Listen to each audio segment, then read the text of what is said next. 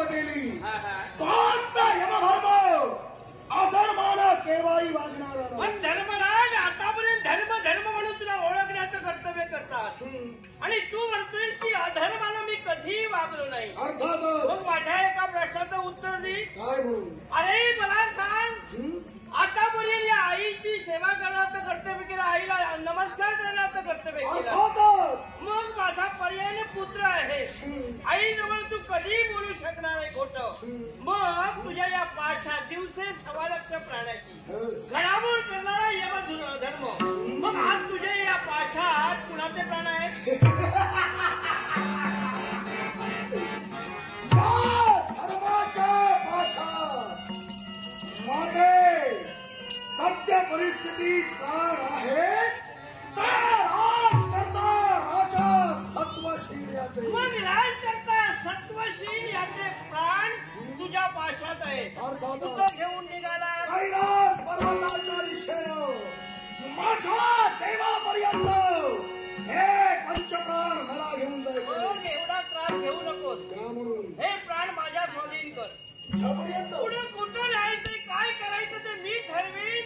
आज जो 5 आहे तो माझ्या जवळ.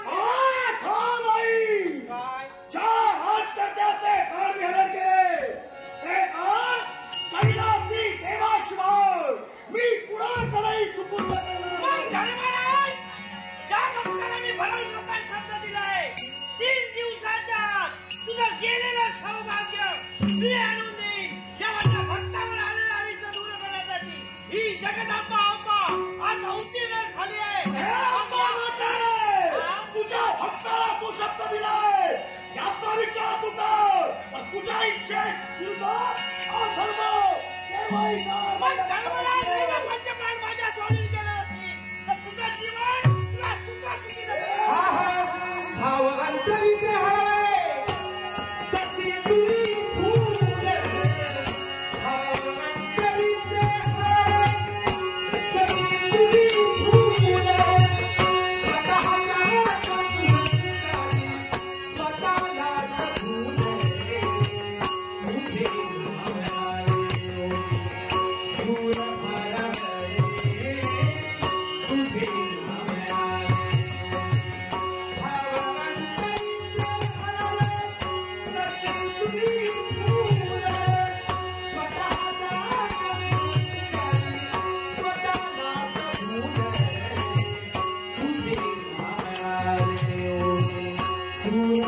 हळवे.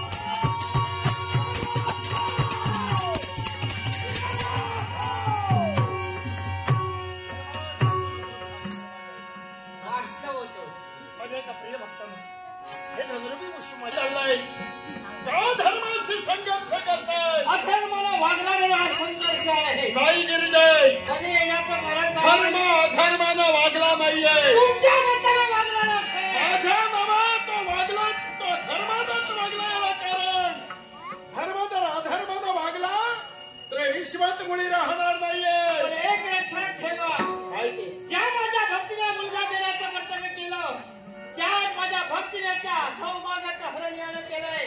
गिरिजा तो नव्हे, कारणीभूत तू आहे. याला कारण त्यावेळीच मी तुला सूचना केली होती. मी तुला प्रश्नाची मुळी केला होता की स्त्रिय प्रिय काय आहे. त्यावेळी स्त्रीचं प्रिय तू सौभाग्य सांगितलं होतं. म्हणूनच मी तुला सूचना केली होती. मूल देण्याच्या फंदात पडत होतो. मूल देणार पण तिचा नवरा तो हिरावून घेणार. घडलंय. मूल देण्याचं कर्तव्य केलं तसं तिच्या सौभाग्याच्या बाबतीत प्रतिज्ञा केले. गेलेलं सौभाग्य 3 दिवसाच्या आत दिल्याशिवाय ही अंबा कधी राहू शकणार. मग मलाही पाहायचंय कोणत्या तऱ्हेनं तुझे शब्द तू हे तत्वाचं भांडण आज ना उद्या केव्हा ना केव्हा महत्वाचं घडलं. कटी घेऊन या करे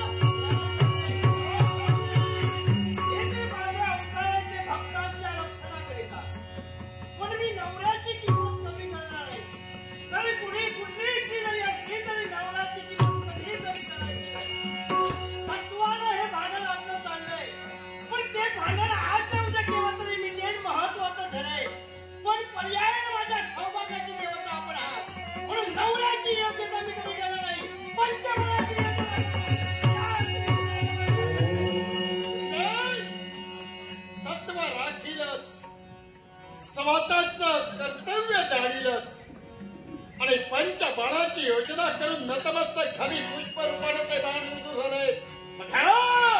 तुला आशीर्वाद देण्यासाठी दशमनाची भोर आहे.